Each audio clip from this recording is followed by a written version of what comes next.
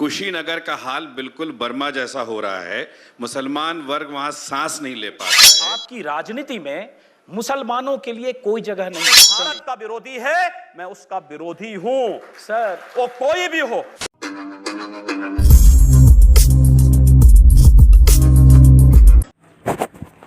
तो जय श्री राम दोस्तों, इस वीडियो में हम देखेंगे कैसे योगी जी महाराज ने मीडिया के सवालों और लोगों के सवालों का जवाब ताबड़तोड़ अपने ही अंदाज में दिया।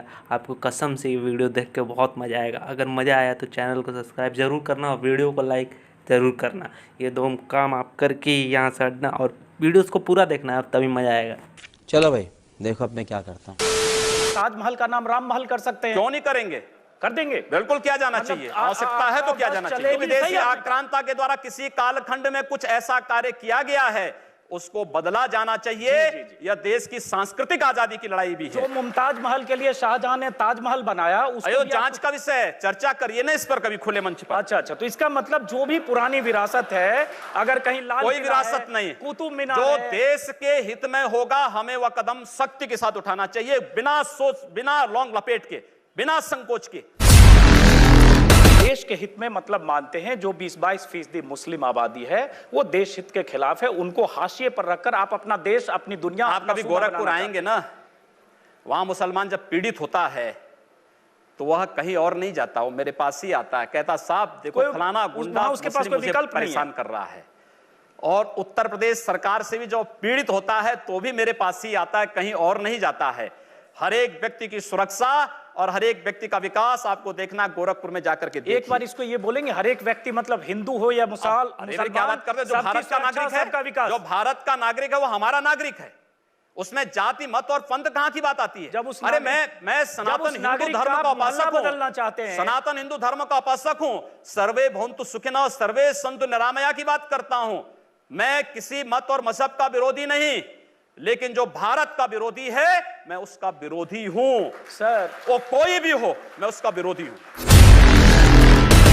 उर्दू बाजार को हिंदी बाजार बताना या बदलवा देना, उर्दू हमारी पहचान हिंदी से है या उर्दू से? मैं आपसे पूछना चाहता हूं, आप फिर मुझसे उर्दू में ही पूछें। मेरी भाषा हिंदी है, मैं उर्दू नहीं जानता हूं। तो फिर वहां के लोग भी हिंदी जानते हैं, तो हम हिंदी के नाम पर क्यों ना नाम रखें? हिंदुस्तान पूरी दुनिया में साधु संतों, सूफियों और औलिया अल्लाह और स्वामी विवेकानंद जी के सांझी संस्कृति से पहचाना जाता है। क्या आप स्वामी विवेकानंद जी के आचरणों और आदर्शों पर अगर उतरे तो मैं समझती हूँ ज़्यादा आप लोकप्रिय होंगे। और इस देश को कोई भी समुदाय, ना तालिबानी, ना उसामा और ना ही किसी पाकिस्तान का झंडा उठाता है। ये एक साजिश के तहत नफरत फैलाई जाती है। आप लोग सिर्फ देशभक्ति नहीं है, पूरा देशभक्त है। बात सुनिए, स्वामी विवेकानंद जी ने कहा था कि गर्व से कहो हम हिंदू हैं, तो हम तो स्वामी विवेकानंद के ही उन वचनों को आत्मसात कर रहे हैं जो उन्होंने कहा कि गर्व से कहो हम हिंदू हैं। हम भी कहते हैं, हम गर्व से कहते हैं हम हिंदुस्तानी, और बस यही बोलिए ना, यही बोलिए, यही बोलिए। हम लोग यही इसी बात को कहते हैं कि गर्व से कहिए हम हिंदुस्तानी हैं। आपके कहने से नहीं बोलेंगे, हम लोगों की आत्मा कहती है, इसीलिए कह रहे हैं। तो यही तो स्वामी विवेकानंद ने कहा। और अगर वही बात मैं कह रहा हूं तो इसमें बुरा मानने की बात कौन सी है? आप इस तरह के इश्यूज ना उठाइए मेहरबानी से।